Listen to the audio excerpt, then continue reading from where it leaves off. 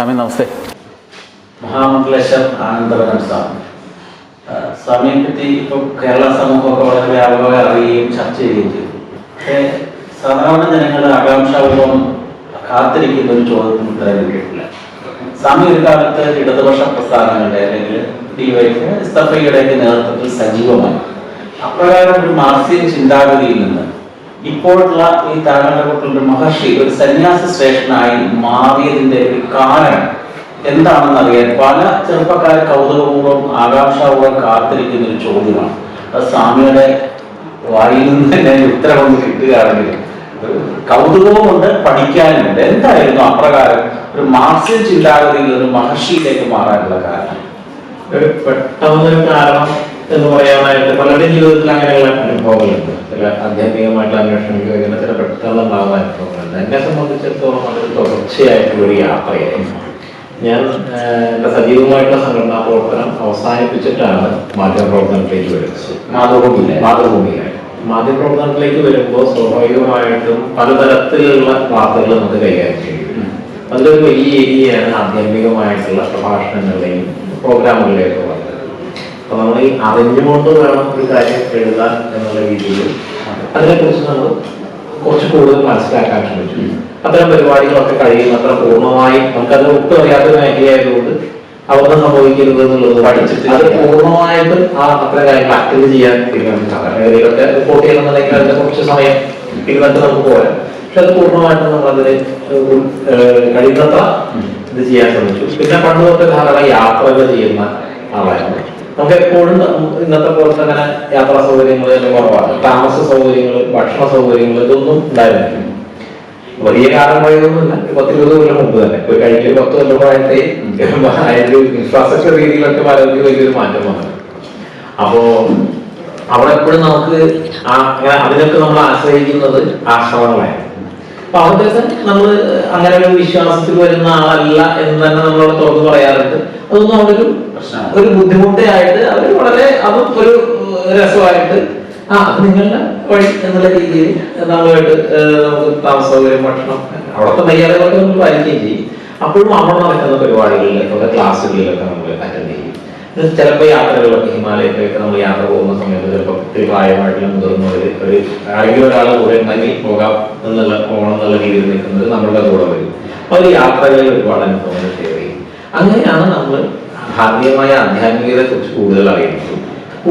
കൂടുതൽ സമഗ്രമായ ഒരു ദർശനമായിട്ടും വളരെ പോസിറ്റീവായിട്ടുള്ള സർഗാത്മകമായിട്ടുള്ള ഒരു സമീപനമായിട്ട് നമുക്കത് ബോധ്യപ്പെട്ടു. അങ്ങനെ നമ്മൾ അതിനോട് വളരെയേറെ ഒരു ആകർഷകനായി ആ ഒരു പങ്കില് സ്വാഭാവികമായിട്ട് നമുക്ക് ഗുരുക്കന്മാർ എന്ന് പറയുന്ന രീതിയിൽ നമ്മൾ ചിലരെ കാണാൻ കഴിയുന്നു. ഉത്തരവാദിത്തത്തിലെ പല ആശ്രമങ്ങളെയും ആചാര്യന്മാരെ അവരുടെ നമ്മൾ നിരന്തരം ബന്ധപ്പെടുകയും സംശയങ്ങൾ ചോദിക്കുകയൊക്കെ ചെയ്യും. പിന്നീട് ഇവിടെയാണെങ്കിൽ നമ്മളെ ഇൻഫർമേഷൻ ടെക്നോളജി അതൊക്കെ വരുമ്പോൾ നമുക്ക് ഇൻഫർമേഷൻസ് നമ്മളപ്പോൾ ഈ വിമർശന ബുദ്ധിയോട് കൂടിയിട്ട് നമ്മുടെ ഇടത് കാഴ്ചപ്പാടുകളെ നോക്കി കാണാൻ തുടങ്ങി. അങ്ങനെ വരുമ്പോൾ അത് ഈ പറഞ്ഞതിന്റെ നേരെ വിപരീതമായി വളരെ വിഷയധാത്മകമായിട്ടുള്ള ഒരു അവസ്ഥയിൽ നിൽക്കുന്ന ഒരു ദർശനമാണെന്ന് നമുക്ക് മനസ്സിലായി. അപ്പൊ അങ്ങനെ പൂർണ്ണമായിട്ടും നമ്മൾ ആ ഒരു മാർക്സിയൻ കാഴ്ചപ്പാടിനെ വിട്ടുകൊണ്ട് ആദ്യമായ അധ്യാപകരെ അങ്ങനെ മാറാനുണ്ട്. ഈ കേരളീയ സമൂഹത്തിന് വളരെയൊന്നും പരിചിതമല്ലാത്ത ഒരു സന്യാസ സമ്പ്രദായമാണ് അഖാഡ സമ്പ്രദായം. നമുക്കിവിടെ ചിന്മയാമിഷന്റെ രാമകൃഷ്ണ ഇതൊക്കെ സന്യാസ രീതികളാണ്.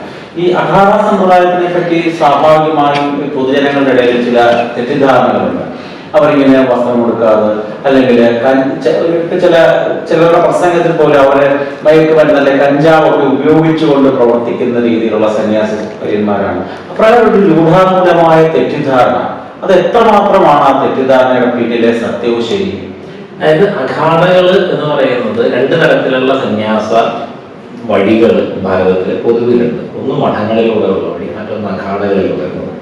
മഠങ്ങളിലൂടെയുള്ള വഴി എന്ന് പറയുന്നത് ജ്ഞാനപന്ഥം എന്ന് പറയും, അറിവിന്റെ വഴിയാണ്. അവിടെ അവര് ശാസ്ത്രധാരികൾ എന്ന് പറയും, അവർ ധരിക്കുന്നത് ശാസ്ത്രമാണ്. അഖാഡകളെ സംബന്ധിച്ചിടത്തോളം സാധനാപന്ഥങ്ങളാണ്, സാധനയാണ് അഖാഡയുടെ വഴി. അവർ ധരിക്കുന്നത് ശസ്ത്രമാണ്, ആയുധധാരികളാണ്. സന്യാസിമാരുടെ ഒരു സൈന്യമാണ്. ധർമ്മ പ്രചരണത്തിനും ധർമ്മ സംരക്ഷണത്തിനും വേണ്ടി ജീവിതം സമർപ്പിച്ച സന്യാസിമാരാണ്. വേണ്ടി വന്നാൽ ധർമ്മ സംരക്ഷണത്തിന് വേണ്ടി ആയുധമെടുത്ത് യുദ്ധം ചെയ്യാൻ സന്നദ്ധരായിട്ടുള്ള സന്യാസിമാരാണ് ആ സന്യാസിമാര് ഒരു ഭൈരവ സേന എന്നുള്ള രീതിയിലാണ് അറിയപ്പെടുന്നത്. സന്യാസ സ്വീകരണം എന്ന് പറയുന്ന ചടങ്ങ്, അത് മഠത്തിലാണെങ്കിലും അഖാഡയിലാണെങ്കിലും ഒക്കെ നമ്മൾ ഉടുത്തിരുന്ന വസ്ത്രമടക്കം എല്ലാം ഗംഗയിൽ ഉപേക്ഷിച്ചിട്ട് കയറി വരികയാണ്. ആ കയറി വന്നു കഴിഞ്ഞിട്ടാണ് നമ്മൾ ഭസ്മം ധരിച്ചുകൊണ്ട് സന്യാസത്തെ സ്വീകരിക്കുന്നു എന്ന് പറയുന്നത്. ഇത് കഴിയുമ്പോൾ ഗുരു ലോക വ്യവഹാരത്തിന് വേണ്ടി നമുക്കൊരു വസ്ത്രം തരികയാണ്. അതാണ് സന്യാസത്തിൻ്റെ ഒരു രീതി. ഇപ്പം നമ്മൾ കുംഭമേളകളിൽ അഖാഡകളുടെ ചടങ്ങുകളിൽ സ്നാനത്തിന് വേണ്ടി സന്യാസ സ്വീകരണത്തിൻ്റെ അതേ രീതിയിൽ ദിഗംബരരായി ഭസ്മധാരികളായിട്ടാണ് പോവുക. ചില ആളുകൾ അതിനെ ഒരു ജീവിതവ്രതമായിട്ട് സ്വീകരിക്കുന്ന, അതായത് ജീവിതകാലം മുഴുവൻ ദിഗംബരരായിട്ട് തന്നെ തുടരുന്ന ആളുകളുണ്ട്. ദിക്കാകുന്ന അമ്പരം, അതായത് വസ്ത്രമടക്കം എല്ലാം ഉപേക്ഷിച്ച ആളുകളാണ് അവർ. രണ്ടാമത്തെ കാര്യം, നമ്മളിപ്പോൾ ഈ ഭാങ്, നമ്മൾ പല ആരാധനാ സമ്പ്രദായങ്ങൾ, നമ്മൾ ദ്രവ്യങ്ങളിൽ ദേവത ഉപാസനയിൽ വിവിധ തരത്തിലുള്ള ദ്രവ്യങ്ങൾ ഉപയോഗിക്കും. അത് നമ്മൾ ഓരോ എനർജി അവസ്ഥയെ കൂട്ടാനോ കുറയ്ക്കാനോ ഒക്കെ നമ്മൾ അതിനകത്തേക്ക് ഇപ്പം അഗ്നിയിൽ നെയ്യ് ഹോമിക്കുന്നത് പോലെയാണ് ഓരോ ദ്രവ്യങ്ങൾ ഉപയോഗിക്കുന്നത്. നമ്മൾ ശൈവ ആരാധനയിൽ വളരെ പ്രധാനപ്പെട്ട ഒരു ദ്രവ്യമാണ് ഭാങ്. മഹാകാളേശ്വര്, കാശി വിശ്വനാഥ ക്ഷേത്രം, ഇവിടെയൊക്കെ നമ്മൾ ചന്ദനം ചാർത്തുന്നത് പോലെ ഭാങ് ആരതിയുണ്ട്. അതുപോലെ നമ്മുടെ ഹോളി തുടങ്ങിയിട്ടുള്ള കാര്യങ്ങളിലൊക്കെ ഉത്തരഭാരതത്തിലൊക്കെ എല്ലാ ദേവതാ സങ്കേതങ്ങളിലെയും പ്രസാദം ഭാങ് എന്ന് പറയുന്നൊരു സംഗതിയും കൂടി ഉള്ളതാണ്. അപ്പം അത് ആരാധനാ സമ്പ്രദായത്തിൻ്റെ ഭാഗമായിട്ട് അത് ഉപയോഗിക്കുന്നുമുണ്ട്. നമ്മുടെ ധാരാളം സന്യാസി സമൂഹങ്ങൾ ഭാരതത്തിലുണ്ടല്ലോ. അതിൽ നിന്ന് വ്യത്യസ്തമായി ഈ ഉത്തരേന്ത്യയുടെ ചിന്താഗതിയുള്ള എന്ന് സാധാരണ മലയാളികൾ വിശ്വസിക്കുന്ന ഈ അഖാഡ തന്നെ തിരഞ്ഞെടുക്കുന്നതിൻ്റെ കാരണം എന്തായിരുന്നു സ്വാമി? വേറെ ധാരാളം സന്യാസി പരമ്പരകൾ, സമ്പ്രദായങ്ങളുണ്ടല്ലോ. ശങ്കരാചാര്യ സ്വാമിയുടെ അദ്ദേഹം തന്നെ സ്ഥാപിച്ച വേറെ പരമ്പരകളുമുണ്ട്. അതിൽ നിന്ന് വ്യത്യസ്തമായി ഈ ഒരു കേരളീയ പൊതുസമൂഹത്തിന് വളരെ പരിചിതമല്ലാത്ത ഈ ഒരു സന്യാസി സമ്പ്രദായം തിരഞ്ഞെടുക്കാനുള്ള ആകർഷിച്ച ഘടകം എന്തായിരുന്നു? ഒന്ന്, ശങ്കരാചാര്യരുടെ സന്യാസ പരമ്പര എന്ന് പറയുന്നത് ദശനാമി മാത്രമാണ്. ആ ദശനാമിയിൽ 2 പന്ഥുകളുണ്ട്, മഠങ്ങളുടെയും അഖാഡകളുടെയും. അത് ഈ ദശനാമി അല്ലാതെ ഒരുപാട് സമ്പ്രദായങ്ങൾ വേറെയും ഉണ്ട് ഉത്തരഭാരതത്തിൽ. കേരളത്തിലും ഉണ്ട്. ഇപ്പോൾ കേരളത്തിൽ ആശ്രമങ്ങൾ പൊതുവിൽ അഖാഡകളുമായിട്ട് പരിചിതമല്ല എന്ന് പറഞ്ഞാലും രാമകൃഷ്ണ മഠവും അമൃതാനന്ദമയി മഠവും ചിന്മയ മിഷനും എല്ലാം ഇൻഡയറക്ട്ലി നിരഞ്ജനി അഖാഡയുടെ ഭാഗമാണ്. കാരണം അവരുടെ ഗുരുപരമ്പര ആരംഭിക്കുന്നത് നിരഞ്ജനി അഖാഡയുമായിട്ട് ബന്ധപ്പെട്ടിട്ടാണ്. കേരളത്തിൽ ഒരു ബഹുഭൂരിപക്ഷം ദശനാമി പരമ്പരയിലുള്ള സന്യാസിമാരും കൂടുതൽ ബന്ധപ്പെട്ടിരുന്നത് നിരഞ്ജനി അഖാഡയുമായിട്ടാണ്. അപ്പോൾ രാമകൃഷ്ണദേവന്റെ ഗുരു തോതാപുരി നിരഞ്ജനി അഖാഡയിലെ സന്യാസിയായിരുന്നു. രാമകൃഷ്ണ മഠത്തിൽ നിന്നുള്ള സന്യാസ പരമ്പരയിൽ നിന്നാണ് അമൃതാനന്ദമയി മഠത്തിലടക്കം സന്യാസമൊക്കെ ഉള്ളത്. ചിന്മയ മിഷന് ശിവാനന്ദ ആശ്രമം നിരഞ്ജനി അഖാഡ ആയിട്ട് അസോസിയേറ്റ് ചെയ്യുന്ന ആശ്രമമാണ്. അപ്പം അങ്ങനെ ഒരു ബന്ധം അവിടെയുണ്ട്. അത് പരിചിതമല്ല, അവിടുത്തെ സന്യാസിമാർ പോലും അങ്ങനെ ഇതൊന്നും തുടരുന്നില്ല എന്നുണ്ടെങ്കിലും ഒരു ബന്ധമുണ്ട്. പ്രധാനമായിട്ടും എന്തുകൊണ്ട് ഞാൻ അഖാഡയുടെ ഒരു വഴി തിരഞ്ഞെടുത്തു എന്ന് ചോദിച്ചാൽ, നമ്മൾ രാജസമായിട്ടുള്ള ഒരു വാസന കൂടുതലുണ്ട് എന്നുള്ള ഒരു തോന്നലിൽ നിന്നാണ്. കർമ്മരംഗത്ത് പ്രവർത്തിക്കുന്നതിനും ധർമ്മത്തിന് വേണ്ടിയിട്ട് അത്തരത്തിലുള്ള ഏത് തരത്തിലുള്ള പ്രവർത്തനങ്ങളിലേക്കും മുന്നിട്ടിറങ്ങുന്നതിനുള്ളൊരു വാസന നമ്മളിലുണ്ട് എന്നുള്ളത് കൊണ്ടാണ് അഖാഡ തിരഞ്ഞെടുത്തത്. സ്വാമി നേരത്തെ സൂചിപ്പിക്കേണ്ടത് ശസ്ത്രവും ശാസ്ത്രവും ഒരേപോലെ ഉപയോഗിക്കുന്ന ഒരു രീതിയാണ് ഈ അഖാഡ സമ്പ്രദായം എന്ന് പറയുന്നത്. അപ്രകാരം ഒരു ശസ്ത്രം ഉപയോഗിച്ചുകൊണ്ടുള്ള ഒരു സന്യാസി സമ്പ്രദായത്തിന് ഈ കേരളീയ സമൂഹം എപ്രകാരമായിരിക്കും സ്വീകരിക്കാനുള്ള സാധ്യത? നമ്മൾ കേരളീയ സമൂഹത്തെക്കുറിച്ചിട്ട് ഒരുപാട് തെറ്റിദ്ധാരണകൾ ഉണ്ട് എന്നാണ് എനിക്ക് തോന്നുന്നത്. കാരണം ഇത്തരം കാര്യങ്ങളോടൊക്കെ പിന്തിരിഞ്ഞ് നിൽക്കുന്ന ആളുകളെന്ന് നമുക്ക് പൊതുവിൽ ധരിച്ചിരുന്നു. പക്ഷേ നമ്മൾ ഇത്തവണത്തെ കുംഭമേളയെക്കുറിച്ചിട്ട് ആളുകളോട് സംസാരിച്ചപ്പോൾ അവിടേക്ക് ഒഴുകിയെത്തിയത് 3 ലക്ഷത്തോളം മലയാളികളാണ്. അവർ വന്നു എന്ന് മാത്രമല്ല, ഞങ്ങൾ ഈ കുംഭമേളയിൽ സ്നാനം ചെയ്തു, ഞങ്ങൾ നാഗസന്യാസിമാരെ നമസ്കരിച്ചു എന്ന് പറഞ്ഞിട്ട് അതിൻ്റെ ചിത്രങ്ങൾ അവരുടെ സോഷ്യൽ മീഡിയ പേജുകളിലൊക്കെ വ്യാപകമായിട്ട് അവർ തന്നെ പോസ്റ്റ് ചെയ്തു. അവർക്കറിയാം, പലരും അധിക്ഷേപിക്കും, സുഹൃത്തുക്കളാണെന്ന് കരുതിയിരുന്നവരൊക്കെ തനിനിറം കാണിക്കും. ഇതൊക്കെ അവർക്ക് അറിഞ്ഞുകൊണ്ട് തന്നെയാണ്. ഇപ്പോൾ കുറി തുടക്കാൻ മടിച്ചിരുന്ന ഒരു കാലം കേരളത്തിലുണ്ടായിരുന്നു. പക്ഷെ അത് മാറിയിട്ട് ഇങ്ങനെയുള്ള ഒരു അവസ്ഥയിലേക്ക് വന്നു. അപ്പോൾ ആ ഒരു തരത്തിൽ കേരളത്തിലെ ഒരു ധാർമ്മിക മനസ്സ് ഇന്ന് അല്പം ശക്തമായ നിലപാടുകൾ തന്നെ പ്രതീക്ഷിക്കുന്നുണ്ട് എന്നാണ് നമുക്ക് തോന്നുന്നത്. കേരളീയ സമൂഹം സ്വീകരിച്ചില്ലെങ്കിൽ അത് സ്വീകരിക്കാവുന്ന അവസ്ഥയിലേക്ക് എത്തിക്കുക എന്നുള്ളതും നമ്മളുടെ ലക്ഷ്യമാണ്. കാരണം ഇന്ന് കേരളത്തിൽ ധർമ്മത്തിന് ഒരു ക്ഷയം നേരിടുന്ന സാഹചര്യമുണ്ട്. ആ സാഹചര്യത്തെ ശാക്തികമായി പോലും മറികടക്കേണ്ട അവസ്ഥയാണ്. ഈ അഖാഡ സമ്പ്രദായം ദക്ഷിണേന്ത്യയിൽ, കേരളം മാത്രമല്ല ദക്ഷിണേന്ത്യ സംസ്ഥാനങ്ങളിലും വളരെ വ്യാപകമായിട്ടുള്ള ഒരു സന്യാസി സമ്പ്രദായമല്ല.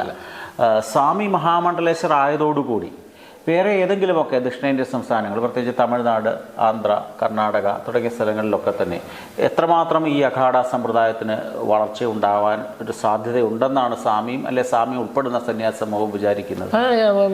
ഒരു കേരളത്തെക്കാൾ കൂടുതൽ തമിഴ്നാട്ടിലും കർണാടകയിലും ഒക്കെ ഇത്തരത്തിൽ ഒരുപാട് വളർച്ചയുണ്ട്. ഇപ്പൊ തന്നെ സന്യാസിമാർ നന്നായിട്ട് തമിഴ്നാട്ടിൽ നിന്നും കർണാടകത്തിൽ നിന്നും ഒക്കെ അഖാഡകളിലുണ്ട്. കേരളത്തിൽ നിന്നും ഏകദേശം 100-ലേറെ സന്യാസിമാർ അഖാഡകളിലുണ്ട്.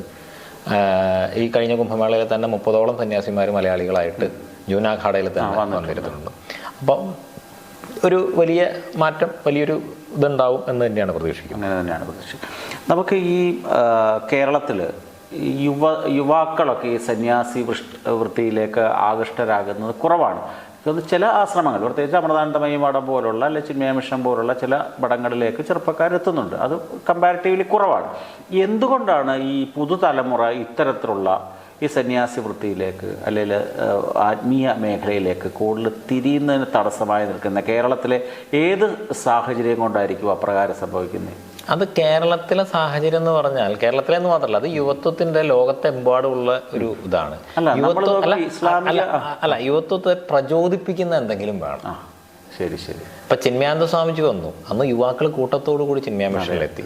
വിവേകാനന്ദ സ്വാമികൾ വന്നു, രാമകൃഷ്ണ മിഷനിൽ യുവാക്കൾ കൂട്ടത്തോടു കൂടി എത്തി. ഇപ്പോൾ കേരളത്തിൽ അമൃതാനന്ദമയി അമ്മയുടെ അവിടെ കൂട്ടത്തോടു കൂടി ചെറുപ്പക്കാർ സേവാപ്രവർത്തനങ്ങളിലും മറ്റുള്ളതിലൊക്കെ വ്യാപൃതരാവാൻ വേണ്ടി വരുന്നുണ്ട്. അപ്പോൾ അങ്ങനെ യുവാക്കളെ പ്രചോദിപ്പിക്കുന്ന ഒരു സാന്നിധ്യം ഉണ്ടെങ്കിൽ, യുവാക്കളെ കൊണ്ട് കമ്മ്യൂണിക്കേറ്റ് ചെയ്യുന്ന ഒരു ഭാഷ നമുക്ക് അറിയാമെന്നുണ്ടെങ്കിൽ സ്വാഭാവികമായിട്ട് യുവാക്കൾ വരും.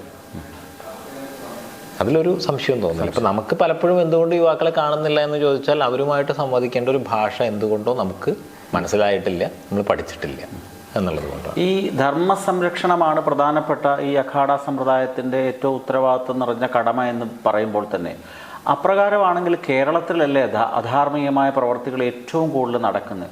സ്വാഭാവികമായിട്ട് ഇത്രയും അധാർമിക പ്രവർത്തനം നടക്കുമ്പോൾ അതിനെ നേരിടാനുള്ള ഒരു മറുവശം അത്രമേൽ വളരാത്തത് എന്തുകൊണ്ടായിരിക്കാം?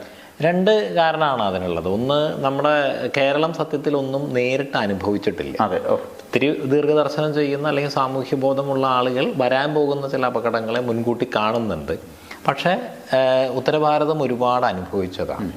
അവിടെ ഉത്തരഭാരതത്തിലേക്ക് പോകുമ്പോൾ നമുക്ക് തകർക്കപ്പെടാത്ത ഒരു ക്ഷേത്രം കാണില്ല, മുറിവേൽക്കപ്പെടാത്ത ഒരു ഹിന്ദു ഭവനം കാണില്ല. ആ മുറിവുകൾ അവരിലുണ്ട്, അതിൻ്റെ ജാഗ്രതയുമുണ്ട്.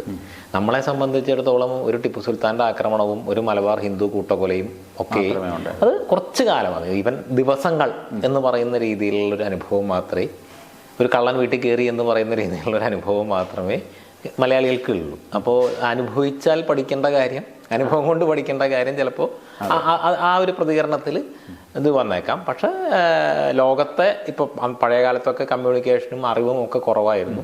ഇന്നത് കൂടുതലായതോടുകൂടി മറ്റുള്ള സാഹചര്യങ്ങൾ മനസ്സിലാക്കി കേരളത്തിൻ്റെ ചിന്താഗതിയിലും മാറ്റങ്ങൾ വരുന്നുണ്ട് എന്നാണ് നമുക്ക് തോന്നുന്നത്. ഈ അഖാഡ സമ്പ്രദായം കേരളത്തിൽ ഇപ്പോൾ സ്വാമി വന്നു, മഹാമണ്ഡലേശ്വരായിട്ട് വന്നു, അതിനുശേഷം എത്രമാത്രം ആൾക്കാർ ഈ ഒരു രീതിയിലേക്ക് ചിന്തിക്കുകയും പ്രവർത്തിക്കാൻ തയ്യാറായിട്ടും വന്നിട്ടുണ്ട്? ഒന്ന്, നമ്മൾ വരുമ്പോൾ നമ്മൾ മനസ്സിലാക്കേണ്ട ഒരു കാര്യം, അഖാഡ എന്ന് പറയുന്നത് നമ്മൾ സാധാരണ ഒരു ആശ്രമം, ഒരു പുതിയൊരാശ്രമം പോലെ ഒരു പ്രത്യേകം മാറി നിൽക്കുന്ന ഒരു എൻറ്റിറ്റി അല്ല. അത് ഹിന്ദു സമാജത്തിൻ്റെ ആകത്തുകയായിട്ടുള്ള ശക്തിയാണ്. ശരി. അതിൻ്റെ കുംഭമേള എന്താണോ ആ കുംഭമേളയുടെ ഒരു ചെറു ഇതാണ്. കുംഭമേള നടത്തുന്ന അഖാഡകളാണ്. അതെ. യാതൊരു തരത്തിലുള്ള വിഭജനങ്ങളും ഇല്ലാത്ത എല്ലാ സന്യാസിമാരുടെയും എല്ലാ സാമാജിക സംഘടനകളുടെയും എല്ലാ ധാർമ്മികരുടെയും വലിയൊരു കൂട്ടായ്മയാണ് അഖാഡകൾ വിഭാവനം ചെയ്യുന്നത്. ജൂന അഖാഡയിൽ 10 ലക്ഷം സന്യാസിമാരുണ്ട്. 10 ലക്ഷം സന്യാസിമാർക്കും അവരവരുടേതായിട്ടുള്ള ആശ്രമങ്ങളും പ്രസ്ഥാനങ്ങളും ഒക്കെയുണ്ട്. അതുകൂടാതെ അഖാഡയുമായി അസോസിയേറ്റ് ചെയ്യുന്ന വേറെ നിരവധി ആശ്രമങ്ങളും കാര്യങ്ങളും ഒക്കെയുണ്ട്. അപ്പം അതുപോലെ കേരളത്തിലും നമ്മൾ എല്ലാ സന്യാസിമാരും ധാർമ്മിക സംഘടനകളും സാമാജിക സംഘടനകളും എല്ലാവരെയും ചേർത്തുകൊണ്ട് അവരിലൂടെ ഒരു പരിവർത്തനമാണ് നമ്മൾ ആഗ്രഹിക്കുന്നതും ലക്ഷ്യമിടുന്നതും. അപ്പോൾ അങ്ങനെ കാണുമ്പോൾ തന്നെ നമുക്കിവിടെ ഇപ്പോൾ വളരെ ദൃശ്യമാണ് ആധ്യാത്മിക കാര്യങ്ങളിൽ, അല്ലെങ്കിൽ ഉണർവുണ്ട്, വലിയ രീതിയിൽ ആളുകൾ വരുന്നുണ്ട്. കേട്ടറിഞ്ഞ് പോലും നമ്മൾ പണ്ടാണെങ്കിൽ ബുദ്ധിമുട്ടി വിളിച്ചു കൊണ്ടുവരുന്നൊരവസ്ഥ മാറി കേട്ടറിഞ്ഞ് പോലും ആളുകൾ വരുന്നൊരു സാഹചര്യം പല ആധ്യാത്മിക പരിപാടികളിലും ഉണ്ടായി വരുന്നുണ്ട്. ഒരു ചോദ്യം, ഈ കമ്മ്യൂണിസ്റ്റ് പ്രസ്ഥാനം വളരെ ഏറ്റവും ഭാരതത്തിൽ ഇപ്പോൾ ഭരണം പോലും നടത്തുന്ന ഏക സംസ്ഥാനമാണ്. ഈ കമ്മ്യൂണിസ്റ്റ് പ്രസ്ഥാനം ഇത്ര സജീവമായി നിൽക്കുമ്പോഴും ഈ കമ്മ്യൂണിസ്റ്റ് ചിന്താഗതിക്കാർ ഒരു പരിധി വരെ മഹാഭൂരിപക്ഷവും ആത്മീയ ചിന്താഗതി ഉള്ളവർ തന്നെയാണല്ലോ. അതെ, ആണ്. പക്ഷെ എന്തുകൊണ്ടാണ് ഇവർ ഇരട്ട മുഖം കാണിക്കുന്നത്? ഒരു ആത്മീയത ഒരു വശത്തുണ്ട്, ഒരു വശത്ത് കമ്മ്യൂണിസം. എന്ന് വെച്ചാൽ കമ്മ്യൂണിസത്തിൻ്റെ അടിസ്ഥാനം നമുക്കറിയാമല്ലോ, ഒരു നിരീശ്വര അല്ലെങ്കിൽ ആത്മീയതയ്ക്കെതിരായിട്ടാണ്. അതെന്തുകൊണ്ടാണ് അപ്രകാരം ഒരു സംഭവം കേരളത്തിൽ നടക്കുന്നത്? സ്വാമി ആ പ്രസ്ഥാനത്തിലൊക്കെ പ്രവർത്തിച്ചാളുന്ന രീതിയിൽ എങ്ങനെയാണ് വിലയിരുത്തുന്നത്? അത് അങ്ങേക്ക് ഇതിൻ്റെ കാര്യങ്ങളൊക്കെ പരിശോധിച്ചിട്ടുള്ള ആളായതുകൊണ്ട് അങ്ങേക്ക് അറിയാം. തൃണമൂൽ കോൺഗ്രസ് ബംഗാളിൽ വരുന്നത് വരെ ഏറ്റവും ഇതുപോലെ കേരളത്തെക്കാൾ ശക്തിയായിരുന്നു CPM-ന്. വർഷങ്ങളോളം ഭരിച്ചിരുന്നതാണ്. ആ ഇലക്ഷനിൽ മാത്രമാണ് അതിന്റെ തലേ ദിവസം ഇന്ന് കേരളത്തിൽ കാണുന്നതിനേക്കാൾ ശക്തി CPM-ന് അവിടെ ഉണ്ട്. എല്ലാവരും ഈ ഇരട്ടമുഖങ്ങളുള്ള ആളുകൾ. പക്ഷെ ഒരു മാറ്റം വരുമെന്ന് കണ്ടപ്പോൾ ഒരു കൂട്ടത്തോടു കൂടി ഒഴുകി മാറി. അവരെ ചോയ്സ് തെറ്റായിരുന്നു, പക്ഷെ ഒരബദ്ധത്തിൽ നിന്ന് വേറെ അബദ്ധം പറ്റാണ്. ഇപ്പൊ അവർ ആ തിരിച്ചറിവിലേക്ക് വീണ്ടും അവരെത്തുന്നുണ്ട്. കേരളത്തിലും ഇത് തന്നെയാണ്. ഒന്ന്, ഭരണ സംവിധാനത്തിന്റെ ഒരു വലിയ നീരാളിപ്പിടുത്തം. ഭരണമില്ലെങ്കിൽ പോലും കോപ്പറേറ്റീവ് സൊസൈറ്റികൾ മറ്റുള്ള സംഗതികളിൽ കൂടെയൊക്കെ ഒരു നീരാളിപ്പിടുത്തം, ഒരു വലിഞ്ഞു മുറുക്കൽ കേരളീയ സമൂഹത്തിന്റെ മേൽ ഈ ഇടതുപക്ഷ ആശയം, അത് ശരിക്കും ഒരു ഫാസിസത്തിന്റെ ആശയമാണ് ഇടതുപക്ഷ ആശയം, ഈ കമ്മ്യൂണിസം എന്ന് പറയുന്നത്. അപ്പം അതിൻ്റെ ഒരു ഭരണകൂടത്തിന്റെ ഒരു വലിഞ്ഞു മുറുക്കൽ ജനങ്ങളുടെ മേലുണ്ട്. ആ നീരാളിപ്പിടുത്തത്തിന്റെ അകത്ത് നിന്നുള്ളൊരു ഭയവും ആശങ്കയുമാണ് ആളുകളെ ഈ ഇരട്ടമുഖം കാണിക്കാൻ വലിയൊരളവോളം പ്രേരിപ്പിക്കുന്നത്. പിന്നെ അവനവൻ്റെ ചില സ്വാർത്ഥ താല്പര്യങ്ങൾ. ഇപ്പോൾ പെട്ടെന്നൊരു റേഷൻ കാർഡ് വേണം, നാട്ടിലെ പഞ്ചായത്ത് മെമ്പർ അല്ലെങ്കിൽ പഞ്ചായത്ത് പ്രസിഡന്റ് അല്ലെങ്കിൽ മന്ത്രി MLA കാണണം എന്ന് പറയുമ്പോൾ അതിൻ്റെ കൂടെ നിൽക്കണം എന്ന് പറയുന്ന ഒരു, ഇപ്പം നമ്മൾ ചില സമരങ്ങളിലൊക്കെ ഇപ്പോൾ ശബരിമലയിലൊക്കെ ഉണ്ടായ ശബരിമലയൊക്കെ തകർക്കാൻ വേണ്ടിയിട്ടുള്ള ശ്രമങ്ങളിൽ പെൻഷൻ തരില്ല എന്ന് പറഞ്ഞിട്ട് ആളുകളെ വിളിച്ചുകൊണ്ട് വരുന്നത് നമ്മൾ കാണുന്നതാണല്ലോ. അത് ഏത് സ്വാമിയുടെ വിലയിരുത്തലനുസരിച്ച് ഏത് സാഹചര്യത്തിലും ഈ ഒരു കുമള പൊട്ടിപ്പോവാൻ എപ്പോഴും വേണമെങ്കിലും പൊട്ടാം. ആ പൊട്ടൽ ഉണ്ടാകുമ്പോൾ ആത്യന്തികമായ ഗുണമുണ്ടാകുന്ന കേരളത്തിലെ ആധ്യാത്മിക ഉണർവിനായിരിക്കുമല്ലോ. കേരളത്തിലെ സമാജത്തിനായിരിക്കും. നമ്മൾ ആധ്യാത്മികമായ ഉണർവ് എന്നുള്ളത് മാത്രം പറയേണ്ട കാര്യമില്ല, കേരളത്തിന്റെ സമാജത്തിനായിരിക്കും. അല്ല, കേരളത്തിലെ സമാജത്തിൽ നിന്ന് വരുമ്പോൾ അത് സനാതന ധർമ്മത്തിന് എത്രമാത്രം ഗുണകരമാകും? കേരളത്തിൽ ഏകദേശം രണ്ട് കൂട്ടരും ന്യൂനപക്ഷമാണെങ്കിലും ഭൂരിപക്ഷമാണെങ്കിലും 50-50 നിൽക്കുന്ന കാലഘട്ടമാണല്ലോ. അതുകൊണ്ടാണ് ഞാൻ ചോദിച്ചത്. ഈ കുമിള പൊട്ടുക എന്ന് പറയുന്ന ഒരു സ്വാഭാവികമായിട്ടുള്ളൊരു പ്രോസസ്സിൽ എന്താണ് കുമിള നിലനിർത്തുന്നത് എന്ന് പറഞ്ഞു കഴിഞ്ഞാൽ നമുക്കറിയാം, ഈ വർഗീയ പ്രീണനമാണ് ഈ കുമിളയായിട്ട് നിലനിർത്തുന്നത്. അപ്പം ഈ വർഗീയ പ്രീണനത്തിന്റെ കുമിള പൊട്ടിക്കഴിഞ്ഞാൽ സ്വാഭാവികമായിട്ടും ധർമ്മത്തിന് തന്നെയാണ് മേൽക്കൈ ഉണ്ടാവുക.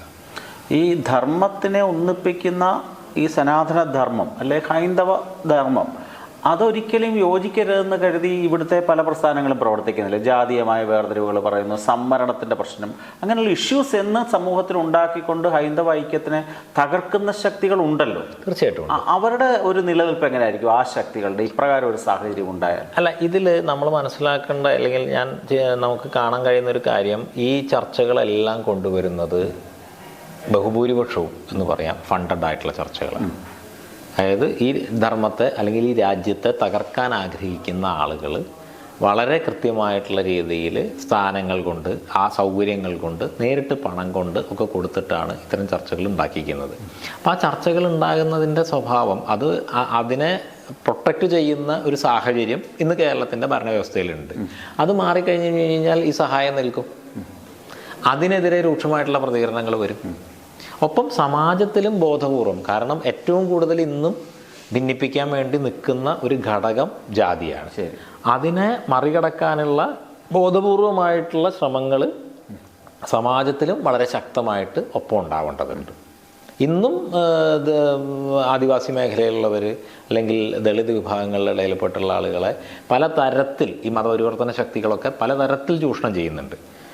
മിഥ്യയായിട്ടുള്ള വാഗ്ദാനങ്ങളോ ഭീഷണികളോ ഒക്കെ ഉപയോഗിച്ചുകൊണ്ട്, പ്രലോഭനങ്ങളും ഒക്കെ ഉപയോഗിച്ചുകൊണ്ട്. അപ്പം അതിനെയൊക്കെ അവരുടെ ആവശ്യങ്ങൾ കൂടി മനസ്സിലാക്കി അഭിസംബോധന ചെയ്യാൻ നമുക്ക് കഴിയേണ്ടതുണ്ട്. സമയം പോകുന്നതുകൊണ്ട് ഒരു ചോദ്യം കൂടെ. ഈ അഖാഡ സമ്പ്രദായം കേരളത്തിൽ എപ്രകാരം പ്രവർത്തിക്കാനാണ് ഉദ്ദേശിക്കുന്നത്? രണ്ട് തരത്തിലാണ് നമ്മൾ ഉദ്ദേശിക്കുന്നത്. ഒന്ന്, എല്ലാ സ്ഥലങ്ങളിലെയും ക്ഷേത്രങ്ങളുമായി കേന്ദ്രീകരിച്ചുകൊണ്ട്, കാരണം ദേവതയുടെ ബലമാണ് സമാജത്തിൻ്റെ ബലം. അപ്പോൾ ക്ഷേത്രങ്ങളുമായി കേന്ദ്രീകരിച്ചുകൊണ്ട് അവിടെ നാമജപങ്ങൾ, ഭജനകൾ, അങ്ങനെയൊക്കെയുള്ള രീതിയിൽ നമ്മുടെ പാരമ്പര്യത്തെ മുറുകെ പിടിച്ചുകൊണ്ടുള്ളൊരു കാര്യം. രണ്ടാമത്, ഹിന്ദുവിൻ്റെ അഭിമാനത്തെ, ശക്തിയെ ഉണർത്തുന്ന തരത്തിലുള്ള സാമാജികമായിട്ടുള്ള ഇടപെടലുകൾ നടത്തുക എന്നുള്ളത്. മൂന്നാമത്, ഉത്തരഭാരതവും ദക്ഷിണ ഭാരതവും തമ്മിലുള്ള ആധ്യാത്മിക പരിപാടികളിലെ പരസ്പരമുള്ള പങ്കാളിത്തം കൂടുതൽ ശക്തമാക്കിക്കൊണ്ട്. നാലാമത്, സന്യാസിമാരുടെ വലിയൊരു ഏകീകരണവും അവരുടെ മുൻകൈയിലുള്ള പ്രവർത്തനങ്ങളും സാധ്യമാക്കിക്കൊണ്ട് ഇത്തരത്തിലുള്ള രീതിയിലാണ് ഘടകങ്ങൾ പ്രവർത്തിക്കാൻ ഉദ്ദേശിക്കുന്നത്. ശരി സ്വാമി, ഈ തിരക്കിനിടയിലും ഇത്രയും നേരം ഒന്ന് സംസാരിക്കാൻ സാധിച്ചതിൽ വളരെ സന്തോഷം. സ്വാമിയുടെ എല്ലാവിധ പ്രവർത്തനങ്ങൾക്കും എല്ലാവിധ ഐശ്വര്യം ഉണ്ടാകട്ടെ എന്ന് പ്രാർത്ഥിക്കുന്നു. നന്ദി.